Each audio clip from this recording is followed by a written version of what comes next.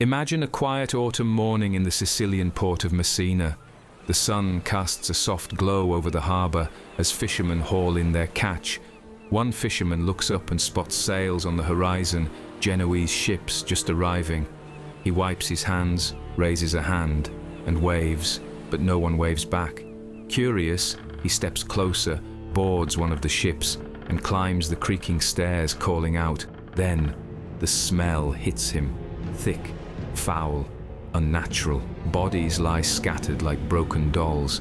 Some are already dead, others barely move, their skin blotched with black, their limbs swollen grotesquely. He staggers back, horrified. These ships have brought more than goods. They carry death itself. In the months to come, entire towns will vanish. Between 75 and 200 million lives will be lost.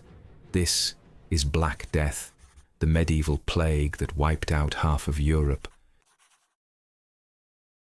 Before we follow Death's dark journey westward, we must first understand the magnificent civilization it was about to encounter.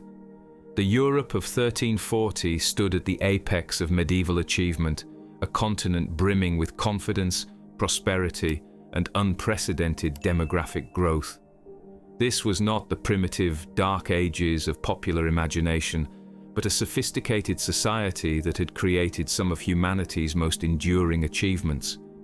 The population of Europe had nearly tripled since the year 1000, reaching an estimated 75 million souls. Great cities thrived along trade routes. Paris housed perhaps 200,000 inhabitants, making it larger than any settlement Europe had known since the fall of Rome. The Gothic cathedrals rising skyward represented not just religious devotion, but the pinnacle of engineering achievement, structures so magnificent that some contemporaries believed only divine intervention could explain their construction. Medieval Europeans believed they had the world figured out. The great thinkers of the age had created what seemed like a complete understanding of the cosmos. God's creation followed clear rules that human minds could grasp. Thomas Aquinas had recently woven together ancient Greek philosophy with Christian teaching, creating a framework that appeared to explain everything from the movements of stars to the purpose of human existence. Universities at Paris, Oxford, and Bologna attracted Europe's brightest minds, confident in their mastery of divine truth. Yet, beneath this prosperity lay troubling vulnerabilities. The Great Famine of 1315 to 1317 had already demonstrated Europe's fragility as climate change and agricultural failures killed perhaps 10% of the population. More ominously, Europe's very success had created the conditions for its own devastation: dense urban populations, extensive trade networks, and close human-animal contact in crowded cities. This was a civilization that had convinced itself it possessed answers to life's greatest questions, a dangerous confidence that would soon face its ultimate test. While Europe basked in its medieval golden age, in the vast steppes of Central Asia, death was stirring among the windswept mountains of what we now call Kyrgyzstan. Recent archaeological evidence has traced the origins of the Black Death to the Tian Shan Mountains, where ancient plague genomes reveal the birthplace of humanity's most devastating pandemic. Here, in the early decades of the 14th century, Yersinia pestis mutated into a form much more virulent to humans, transforming from a regional affliction of wild rodents into a world-conquering plague. The bacterium Yersinia pestis had been humanity's silent companion for millennia, lurking in the colonies of marmots, ground squirrels, and other rodents that dotted the Eurasian landscape. But something changed in those mountain valleys around 1338. Climate fluctuations, human encroachment, or perhaps simply the relentless mathematics of mutation created the perfect conditions for this microscopic predator to leap from its animal hosts into the bloodstream of human history.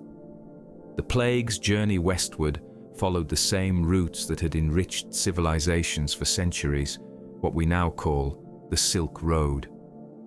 Think of these ancient pathways as the medieval equivalent of today's internet, a vast network connecting distant corners of the known world.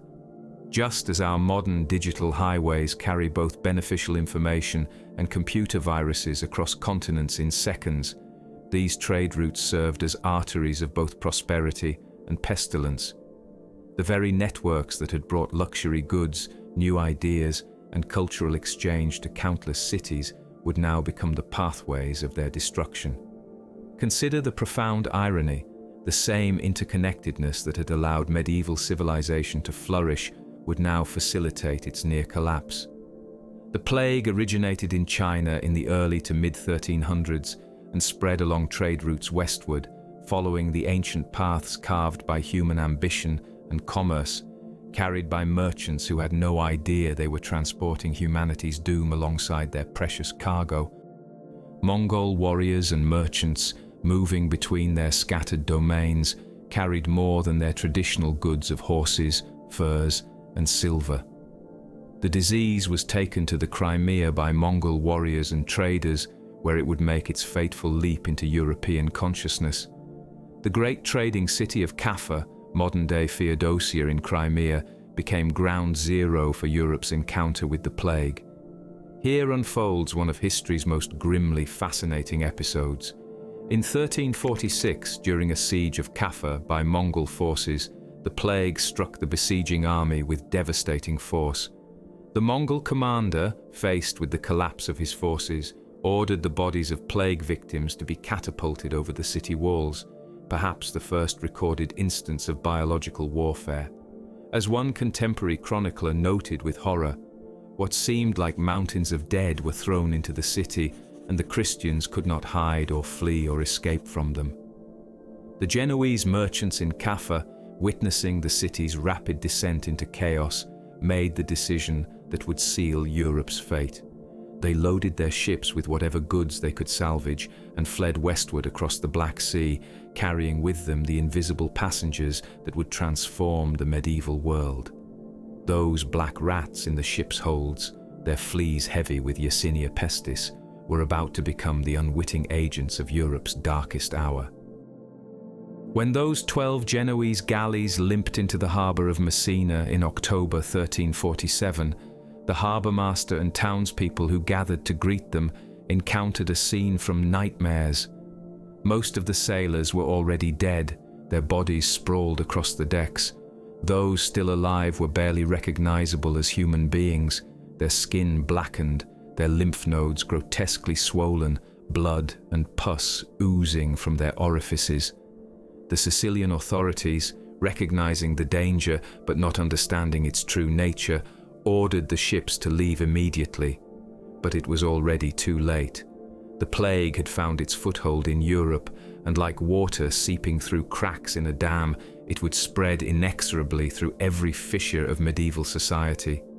Picture Maria, a young mother living near Messina's harbour. She watched those terrible ships arrive, saw the authorities turn them away, and probably felt relieved that the danger had passed. Within a week, her husband was dead. Within 2 weeks, her children. By month's end, Maria herself lay in one of the mass graves hastily dug outside the city walls. Her story, multiplied by millions, represents the human reality behind the statistics.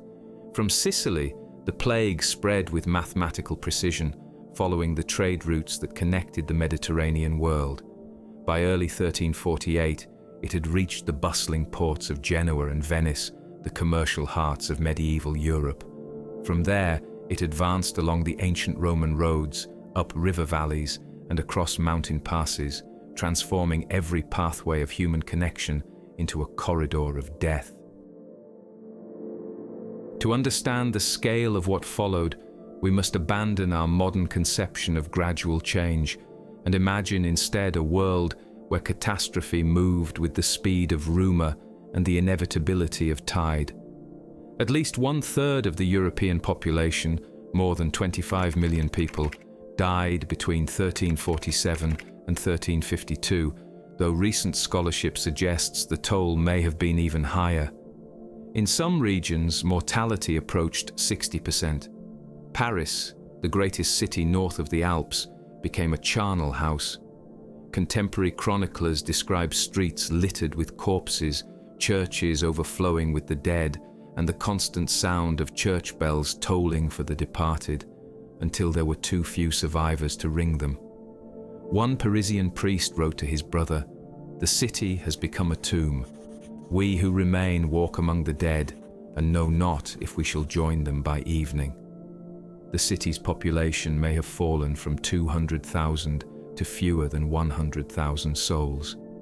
In Florence, Giovanni Boccaccio witnessed the collapse of everything he had known as civilized life. His account in the Decameron provides one of our most vivid glimpses into the plague's social destruction. How many valiant men, how many fair ladies, breakfast with their kinfolk, and the same night supped with their ancestors in the next world.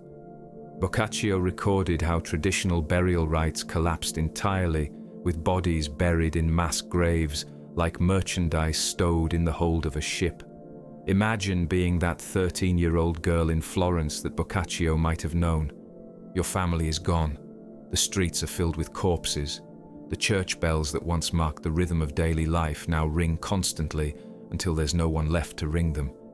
You wander through neighborhoods where entire households have vanished, where doors hang open and gardens grow wild because there's no one left to tend them.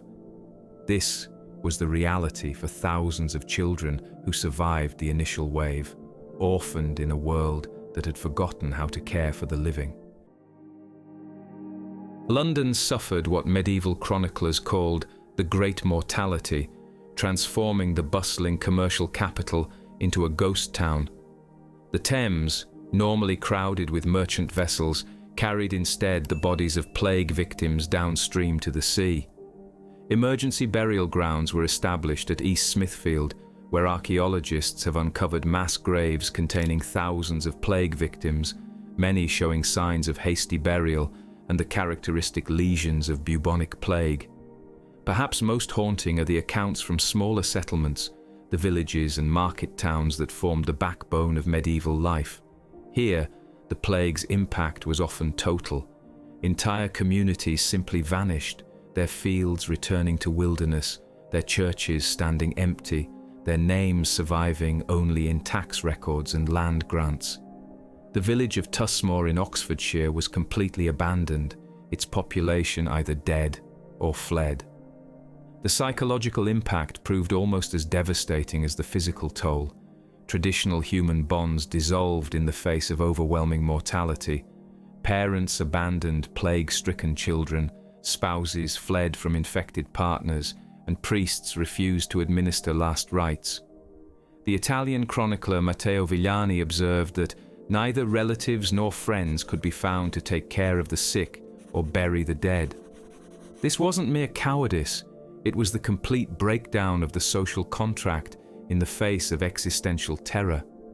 Strange phenomena accompanied the plague's passage.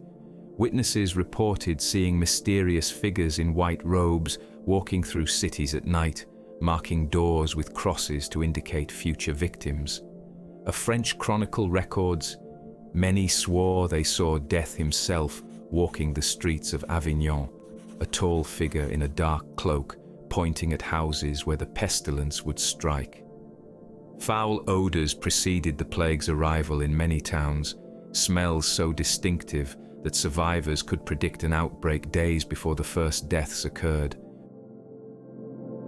Medieval physicians trained in the classical traditions that had guided healing for centuries found themselves utterly helpless before the plague's onslaught. Their carefully constructed understanding of disease crumbled when confronted with Yersinia pestis.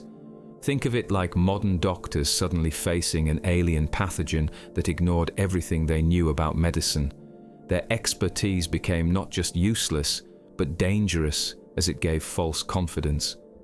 The plague manifested in 3 distinct forms, each more terrifying than the last.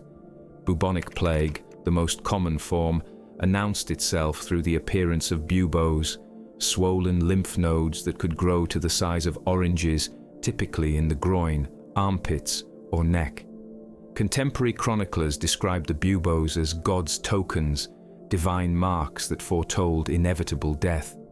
A physician in Montpellier wrote, The swellings appear suddenly, hard as stones, burning with fever. When they burst, the stench fills the room, and death follows within days. Pneumonic plague attacked the lungs directly, causing victims to cough up blood and die within hours of showing symptoms. This form spread directly from person to person through respiratory droplets, no fleas or rats required. Entire households could be wiped out in a single day when pneumonic plague took hold. Most feared of all was septicemic plague, where the bacteria entered the bloodstream directly.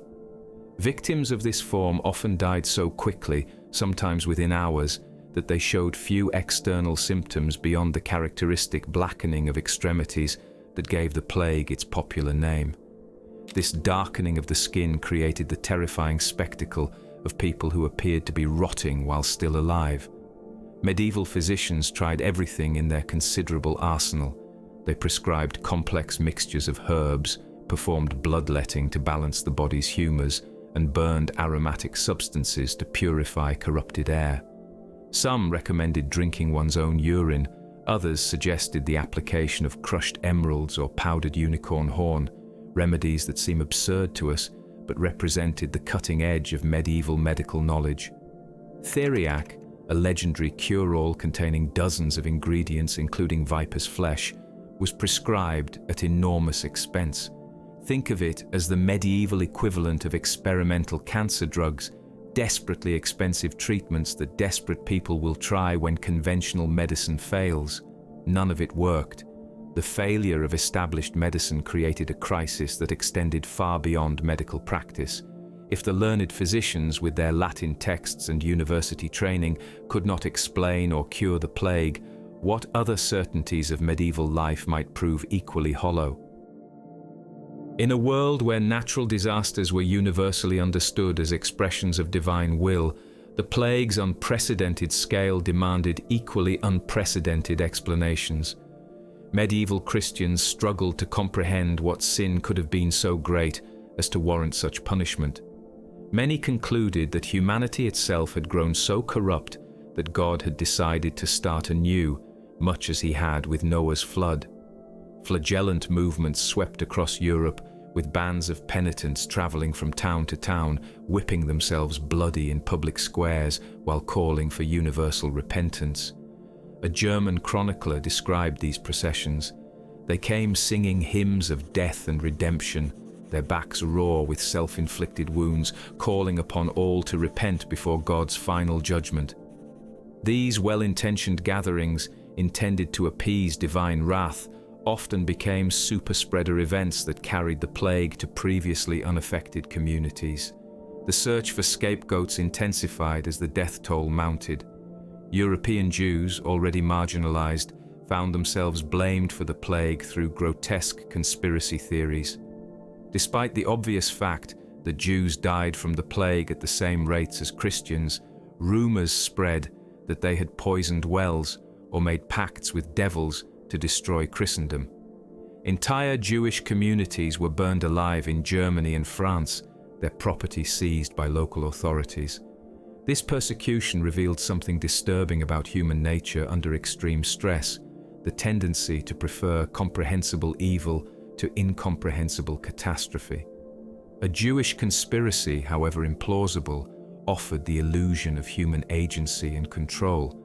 It suggested that the plague had identifiable causes and could therefore be stopped through identifiable actions, even if those actions were themselves monstrous. Consider the testimony of a Jewish merchant from Strasbourg, recorded before his community was destroyed. "We die as you die, we weep as you weep, yet you call us the authors of this misery. What madness has seized the world that suffering seeks to multiply itself through hatred?" As mortality rates soared beyond anything in recorded history, the fundamental institutions of medieval society began to collapse under their own weight.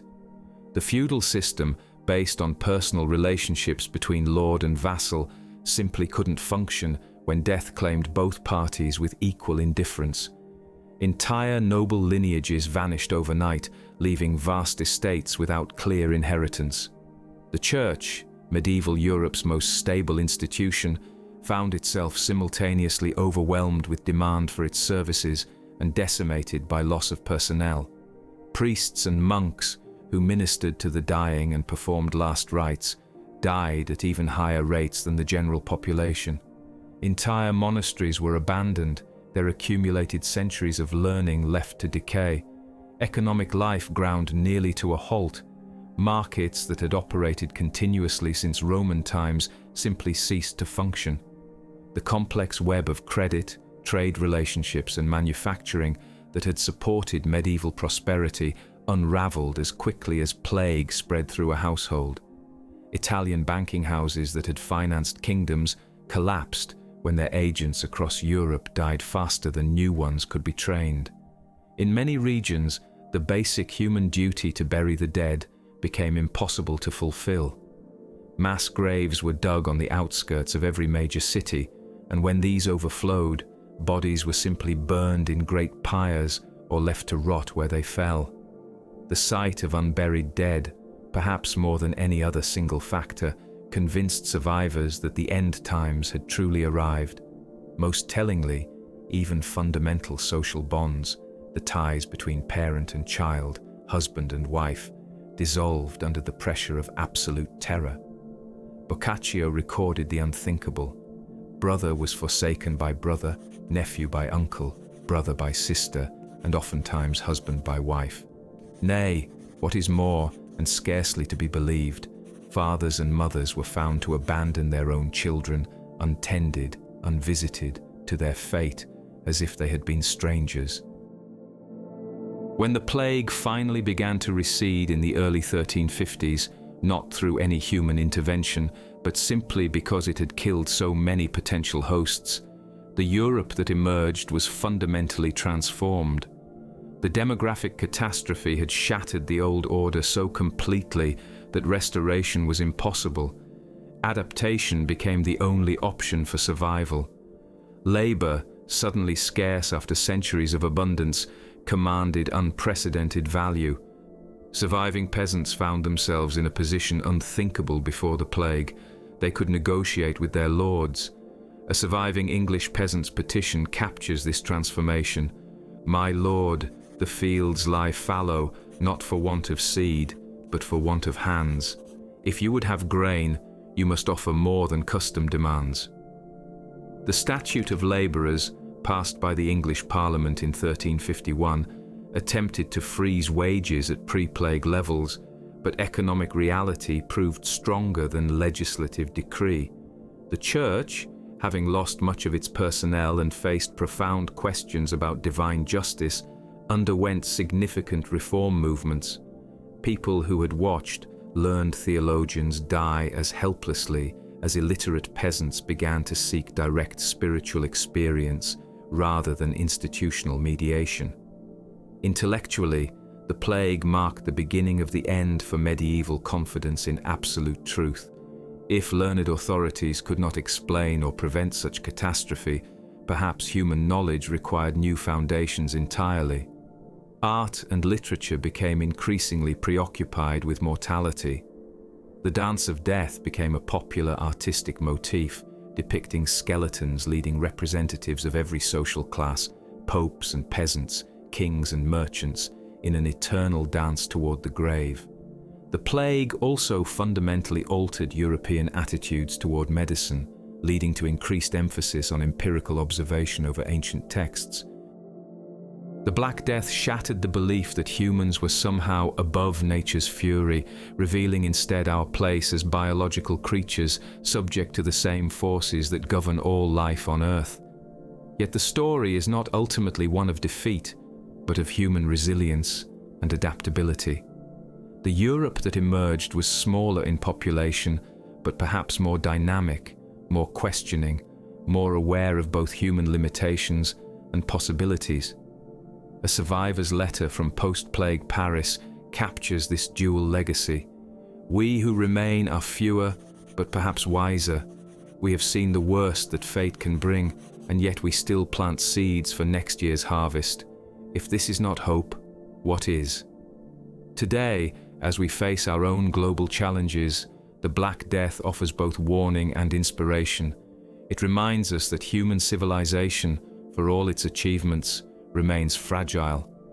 But it also demonstrates that societies can survive even the most catastrophic challenges, emerging transformed, but not destroyed. The Black Death was indeed humanity's greatest reckoning with mortality, but it was also, in its aftermath, a revelation of humanity's greatest strength, the ability to continue, to adapt, and to build anew even after confronting the abyss.